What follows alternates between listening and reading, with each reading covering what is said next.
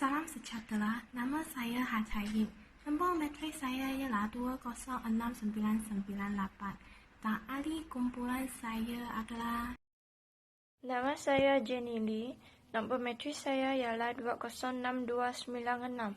Saya dari kumpulan 5. Nama saya Kuli Ling. Nombor matrik saya 207035.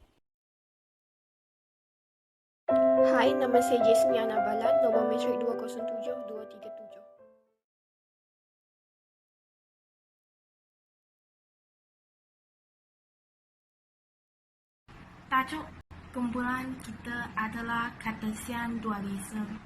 Sebelum kita membentangkan tentang tajuk kita, mengapakah kita perlu mempelajari Cartesian Dualism? Terdapat 8 alasan yang kita harus mempelajari Cartesian Dualism, iaitu alasan yang pertama ialah kita harus mempelajari Cartesian Dualism kerana untuk mengetahui hakikat manusia.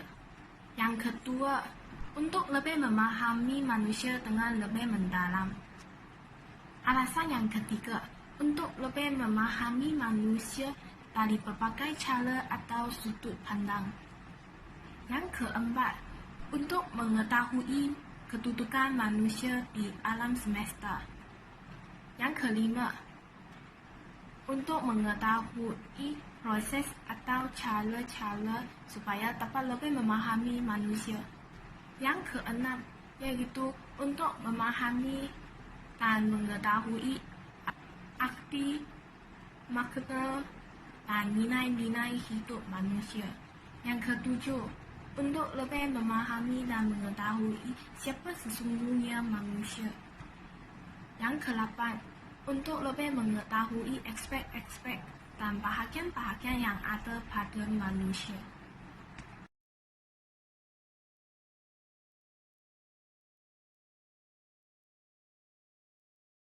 Hunter Dickens lahir di Lahey, Perancis pada 31 Mac 1596 dan meninggal di Stockholm, Swedia pada 11 Februari 1650. Beliau juga dikenal sebagai Hunter Chisca dalam sastra berbahasa Latin. Beliau merupakan seorang ahli falsafah dan ahli matematik Perancis. Kokiko ergo sum adalah ungkapan yang diucapkan oleh Hunter, yang arti adalah aku berfikir, maka aku ada. Kita mengakui kewujudan kita kerana adanya pemikiran semula jadi. Selain dikenal kerana gaya falsafah beliau, juga terkenal sebagai pencinta sistem koordinat Cartesius yang mempengaruhi perkembangan kalkulus moden. Dickens menganjurkan kata-katanya yang terkenal, aku fikir maka aku ada. Kenapa fikiran dianggap sebagai sumber pembuktian kewujudan? Ini kerana fikiranlah yang paling terhampir memberikan tenaga bagi melakui dan mempercayai. Kemampuan untuk melakui ialah permulaan bagi kemantapan berfikir. Dalam meditasinya terhadap dunia, Dickens mendapati manusia sangat mudah untuk membuat kesilapan. Beliau sendiri mengakui tidak dapat lari daripada membuat kesilapan. Jika orang yang bijak juga kadang-kala membuat perkara tidak rasional, maka Dickens menganggap bahawa ilmu terdahulu tidak boleh dipercayai 100%. Bagaimanakah para saintis dan ahli falsafah Islam menyelesaikan masalah dualisme ini? Daripada mulanya, mereka tidak menghadapi masalah ini. Agama Islam telah menunjukkan bagi mereka satu pandangan hidup tauhid rasional yang meletakkan semua dan segala pada sumber dan asas kesatuan wujud. Agama mereka juga menyuruh mereka mengkaji alam semesta sebagai tanda-tanda Tuhan, mengkaji sejarah sebagai bukti wujudnya undang-undang Tuhan yang objektifnya, dan mencari ilmu di mana juga dia ada. Dengan mematuhi arahan ini, orang-orang Islam dalam beberapa abad Islam awal bukan sahaja telah mengkaji dan mengasimilasi fikiran-fikiran Yunani, Parsi dan India, tetapi juga telah melakukan pengelitikan dan penyiasatan original mereka sendiri. Dengan demikian, dalam masa 3 abad mereka telah berjaya membangunkan satu tamadun intelektual yang agung dan kaya. Khazanah intelektual ini sebenarnya masih banyak terpendam dalam perpustakaan di Eropah dan Asia Barat dan menunggu kajian oleh dunia moden. Satu daripada tugas besar yang perlu dilakukan dengan segera oleh sarjana-sarjana Islam ialah menterjemahkan dan menyediakan edisi-edisi saintifik bagi karya-karya ini. Sebelum kita pergi ke tajuk Cartesian dualisme, kita perlu memahami apa itu dualisme. Dualisme ialah dunia atau realiti yang terdiri daripada dua prinsip asas bertentangan dan tidak dapat dihapuskan yang merangkumi semua yang wujud. Ia telah memainkan peranan penting dalam sejarah pemikiran dan agama. Sifat yang ketara dalam dualisme adalah saling bertentangan antara kebaikan, kejahatan, antara terang dan gelap.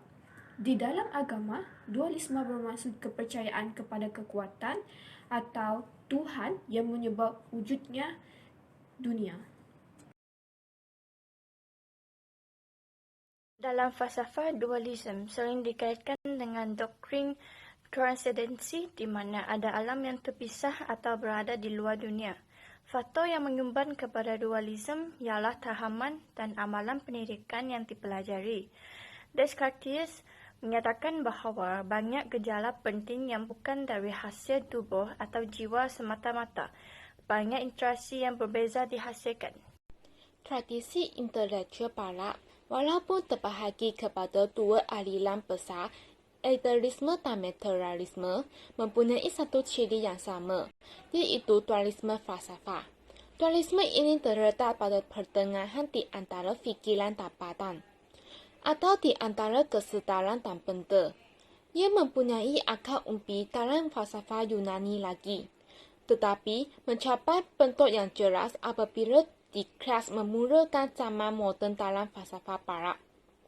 Dualisme falsafah ini mencetuskan dua aliran falsafah besar, iaitu idealisme dan materialisme, masing-masing dalam pelbagai pecahan yang diwakilinya di satu pihak oleh Berkeley, Spinoza, Rabi, Kant, Hegel dan Petri, dan di pihak lain oleh Hobbes, Locke, Hume, Marx, dan Russell. Kedua-dua aliran falsafah ini telah gagal menyelesaikan masalah hubungan di antara kesedaran dan benda. Dualisme falsafah ini telah menyebabkan perpisahan dan menghalang integrasi di antara dua kaedah saintifik, kaedah empiris dan kaedah teoritis. Ia juga telah menyebabkan perpisahan dan menghalang integrasi di antara sains dan agama.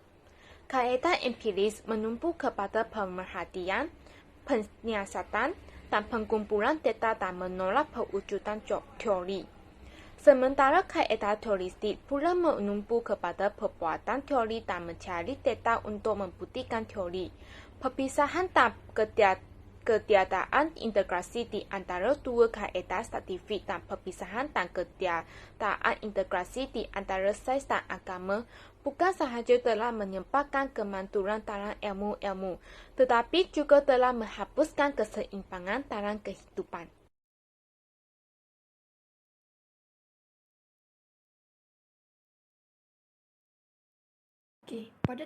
Pada objektif 1, di sini saya akan terangkan maksud dualisme secara lebih mendalam. Dualisme ataupun Cartesian dualisme ia diperkenalkan oleh René Descartes yang membezakan minda, immaterial mind, dan juga tubuh badan iaitu material body yang saling bertindak balas. Dualisme adalah konsep filsafat yang menyatakan terdapat dua sumtasi. Prinsip ini memilih relatasi antara subjek dan juga objek, manusia dan alam yang menempatkan superioritas antara subjek dan objek. Descartes juga membagikan relatasi menjadi dua, iaitu res res cogitans, iaitu bermaksud mental substansi, dan juga res intensi, iaitu berkualasan, menempati dimensi ruang dan juga waktu. Okey, seterusnya, di sini saya akan persoalkan bagaimanakah kita boleh percaya bahawa tubuh badan itu ada keberadaan dan tidak bisa ditolak.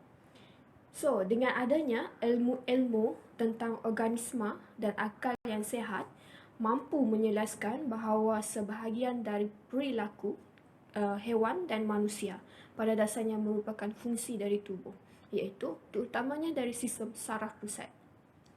Seterusnya, bagaimana kita bisa memahami jiwa manusia? Okay.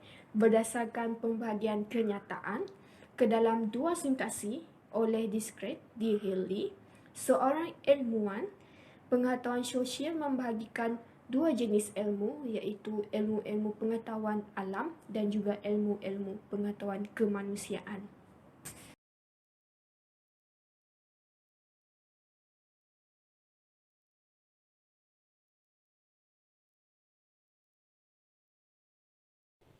Apakah hubungan antara jiwa dengan tubuh badan? Jiwa adalah kesedaran dan berfikir serta pemikirannya tidak bergantung pada ruang dan masa. Jiwa tanpa tubuh akan berfikir secara semula jadi. Jiwa intipati adalah kesedaran dan berfikir. Kewujudan tidak bergantung pada ruang dan waktu.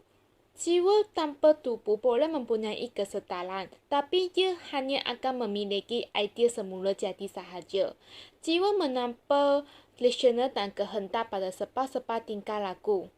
Manakala tubuh tanpa jiwa pula seolah-olah mesin yang bergerak mekanikal dan berfikir tanpa kesedaran. Tubuh adalah keluasan. Tubuh tanpa jiwa hanyalah seperti mesin yang digerakkan secara mekanikal oleh rangsangan ruangan dan emosi namun tanpa kesedaran. Adakah hubungan antara jiwa dan tubuh badan dengan persekitaran sekitar dalam memainkan peranan kehidupan? Jawapannya ada. Jiwa sebagai pembentukan keinginan sementara jasa sebagai fasilitator dalam memenuhi keinginan tersebut. Apakah jiwa dan tubuh itu saling berkaitan atau berjalan sendiri? Jawapannya ialah kerana aliran dualisme menjelaskan bahawa intipati manusia terdiri dari bahan yang saling berkaitan. Jika salah satunya tidak ada intipati, manusia tersebut boleh dipersoalkan sehingga melengkapi aliran sebelumnya. Apakah jiwa dan badan menjadi satu kesatuan? Menurut Huletikias, jiwa dan badan bukanlah satu kesatuan. Jiwa adalah bersepadu, rasional, dan konsisten, namun terhad kekuatannya dalam menghadapi tubuh. Bagaimana Huletikias membuktikan kewujudan jiwa lebih jelas dan tegas dibandingkan kewujudan tubuh? Dengan melengkui kewujudan sebarang objek yang bersifat fizikal, misalnya komputer, laptop, buku itu jelas tidak ada kerana itu semua mungkin hanya ada di dalam mimpi kita atau hanya halusinasi kita, bukan realiti yang sebenarnya. Namun, kewujudan aku yang sedang melakui atau berfikir itu adalah hal yang tidak boleh dilakui kewujudan. Aku yang sedang berfikir adalah bahan yang bersifat rohani, tidak boleh diperhatikan tetapi ada dan selalu perhatikan. Roh dan jiwa ini adanya bersifat murah dan tidak boleh dilakui.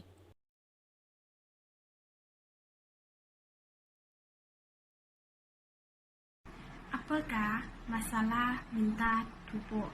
Masalah minda tubuh adalah perdebatan mengenai hubungan antara pemikiran dan kesedaran dalam fikiran manusia dan otak sebagai sebahagian dari tubuh jasmani. Ia berbeza daripada persoalan bagaimana fikiran dan tubuh berfungsi secara kimia dan fisiologi. Hal ini kerana soalan itu telah mengandaikan hubungan interaksi dengan hubungan fikiran tubuh. Persoalan ini timbul apabila minda tempatan dianggap secara berbeza berdasarkan premis bahawa minda dan tubuh berbeza secara fundamental. Masalah minda tubuh ini telah ditangani oleh René Descartes pada abad ke-17 mengakibatkan Cartesian dualisme dan oleh ahli falsafah Aristotelian dalam falsafah Avicennian dan dalam tradisi Asia sebelumnya. Berbagai pendekatan telah dicadangkan. Kebanyakannya ialah sama ada dualis atau monis. Dualisme telah mengekalkan perbezaan tegak antara alam figuran dan perkara, manakala monisme berpendapat bahawa hanya ada satu realiti, substansi atau entiti yang menyatukan, yang mana semuanya boleh dijelaskan. Dualisme minda tubuh dalam formulasi aslinya dan paling vertikal, pandangan falsafah bahawa figuran dan padan pada asasnya adalah jenis sifat yang berbeza. Dalam versi itu, yang sekarang sering disebut dualisme zat, mengiakan bahawa akal dan tubuh tidak hanya berbeza makna, tetapi menunjuk kepada berbagai jenis entiti. Oleh itu, dualis minda body akan mengundang teori yang mengidentifikasikan minda dengan otak, yang difahami sebagai mekanisme fizikal. Masalah moden hubungan minda dengan tubuh berpunca dari pemikiran ahli falsafah dan matematik Perancis pada abad ke-17, René Descartes, yang memberikan rumusan klasik kepada dualisme.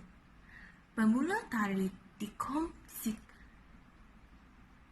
cogito yang terkenal, yaitu ekosam, Descartes mengembangkan teori minda sebagai bahan yang tidak material dan tidak lengkap yang terlibat dalam berbagai aktiviti atau mengalami berbagai keadaan, seperti pemikiran rasional, membayangkan, merasakan, dan bersedia. Perkara atau bahan yang diperluas, mematuhi undang-undang fizik secara mekanistik, dengan pengecualian penting dari tubuh manusia, yang dipercayai oleh Descartes dipengaruhi oleh akal manusia dan yang menyebabkan kejadian mental tertentu. Contohnya, bersedia mengangkat lengan menyebabkannya diangkat, sedangkan dipukul dengan tukul di jari menyebabkan minda berasa sakit. Bahagian teori dualistik Descartes ini, yang dikenali sebagai interactionalis, menimbulkan salah satu masalah utama yang dihadapi oleh Descartes dan pengikutnya, yaitu persoalan bagaimana interaksi kausal ini mungkin. Implikasi Cartesian dualisme bukan sahaja ada masalah minda tubuh, ia juga terdapat 5 implikasi yang lain, iaitu yang pertama ialah subjektif dengan objektif, yang kedua ialah kuantitatif dengan kualitatif, yang ketiga ialah spiritual dengan material, yang keempat ialah seni dan sains, yang terakhir ialah moral dan legal.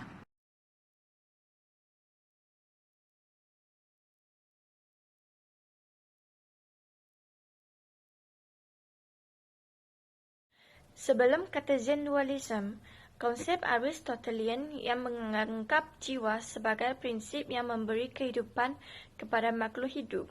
Seluruh organisme memiliki jiwa. Contohnya, tumbuhan memiliki jiwa vegetatif yang mampu mengira makanan dan seterusnya membiak. Malah juga dengan haiwan. Haiwan memiliki jiwa tambahan, iaitu jiwa sensitif yang terkadang disebut sebagai jiwa haiwan.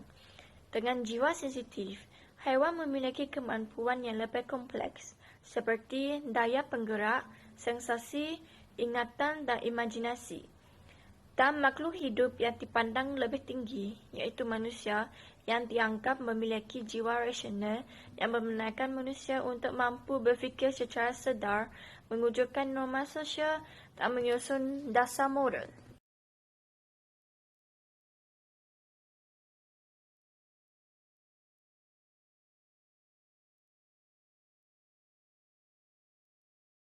Selain pemikiran René Descartes, juga terdapat pemikiran lain daripada beberapa ahli falsafah. Perkara pertama, apakah yang membezakan pemikiran Plato dengan Aristotelians tentang jiwa dan tubuh? Plato berpendapat bahawa jiwa itu kekal, sedangkan Aristotelians berpendapat bahawa jiwa tidak kekal. Perkara yang kedua, Aristotelians mengibaratkan jiwa dan tubuh seperti kapal. Jelaskan.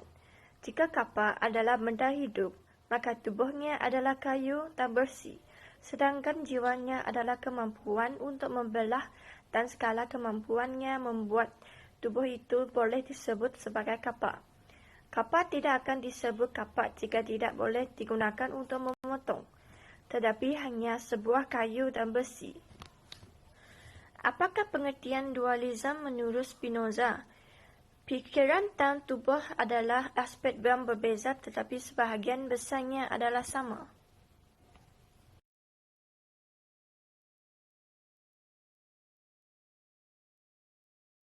Dualisme di Plato. Salah seorang pemikir pertama untuk menangani masalah itu ialah Plato di Athens semasa abad ke-5 sebelum zaman kita. The Athens memisahkan alam semesta menjadi dua dunia, iaitu yang tidak material, yang disesuaikan dengan konsep yang ideal dunia borang, dan salah satu perkara yang nyata, ketara dan material dunia sensi. Di dunia borang, hanya yang hidup yang tulen, ideal dan tidak berubah. Kecantikan, kebaikan, bentuk geometrik dan secara umum pengetahuan adalah unsur yang dimiliki oleh dunia itu. Jiwa sebagai wadah, pengetahuan dan menjadi abadi juga merupakan sebahagian dari dunia borang. Di dunia sensi ada segalanya yang tersusun, nyata dan berubah. Yang cantik, yang mulia, yang merupakan representasi ketara bentuk dan apa saja dapat dilihat oleh diri, dipunyai oleh dunia itu. Tubuh manusia yang dilahirkan, tumbuh dan mati adalah sebahagian daripadanya. Menurut ahli falsafah, jiwa adalah satu-satunya perkara yang boleh terjadi di antara kedua-dua dunia kerana ia tergolong dalam bidang borang dan memberikan kehidupan tubuh semasa kelahiran, menjadi sebahagian daripada dunia sensi. Tetapi jiwa itu meninggalkan jenazah pada masa kematian menjadi hakikat kepunyaan. Sekali lagi, ke dunia borang. Juga dalam karya Pedon, Plato menedahkan bahawa kewujudan semua bahagian yang bertentangan. Yang indah mesti dilahirkan dari hodoh, lambat, cepat, adil orang yang tidak adil, dan besar yang kecil. Mereka bertentangan, saling melengkapi. Sini adalah perbandingan antara Plato dan juga Aristotle tentang jiwa dan raga. Menurut Plato, manusia mempunyai 3 elemen penting, Yang pertama adalah kemampuan menggunakan bahasa dan juga berfikir. Sebenarnya adalah elemen raga tubuh dalam bentuk nafsu, nafsu, badaniah, hasrat dan juga kemahuan. Sebenarnya ada elemen rohaniah ataupun kehendak yang boleh dilihat dengan adanya emosi seperti kemarahan, sindiran, amisasi, kebanggaan dan juga kehormatan. Elemen paling penting menurut Plato adalah berfikir, menggunakan akal dan juga terendahnya nafsu seseorang itu. Menurut pandangan Plato, jiwa tidak dapat mati kerana kewujudan jiwa adalah sesuatu yang adikodrati yang berasal dari dunia. Meskipun kelihatan bahawa jiwa dan tubuh adalah saling bersatu, tetapi jiwa dan tubuh adalah kenyataan yang perlu dibedakan. Tubuh memerjakan jiwa.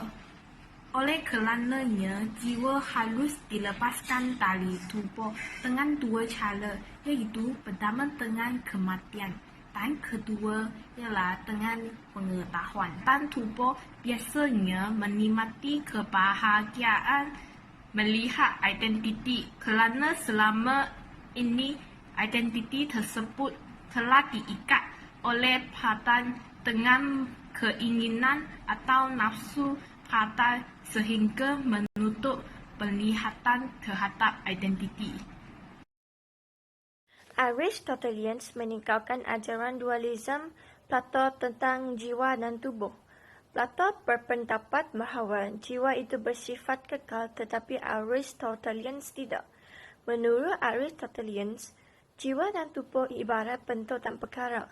Jiwa adalah bentuk manakala tubuh adalah bahan. Jiwa merupakan asas hidup yang menjadikan tubuh memiliki kehidupan. Jiwa adalah penggerak tubuh, kehendak jiwa menentukan perbuatan dan tujuan yang akan dicapai. Secara khususnya, jiwa adalah pengawal atas pembiakan, penggerakan dan persepsi. Aristotelians mengibaratkan jiwa dan tubuh bagaikan kapak. Sebagai yang telah saya terangkan tadi, jika kapak adalah benda hidup, manakala tubuhnya adalah kayu atau logam, sedangkan jiwanya adalah kemampuan untuk membelah dan segala kemampuan yang membuat tubuh tersebut disebut sebagai kapak. Sebuah kapak tidak boleh disebut kapak apabila tidak boleh memotong, melainkan hanya sekeping mental. Selain Cartesian, dualisme juga ada property dualisme. Cartesian dualisme menjelaskan ada dua bahan yang berbeza, iaitu fizikal dan bukan fizikal. Sedangkan property dualisme menganggap hanya ada satu bahan, iaitu fizikal, namun memiliki harta benda yang berbeza. Kesimpulannya, penerangan tentang Cartesian dualisme ini membolehkan digunakan untuk membantu dalam pembukaan minda masyarakat Malaysia dan memberikan peluang untuk masyarakat agar mereka dapat mengetahui Cartesian dualisme dengan lebih terperinci.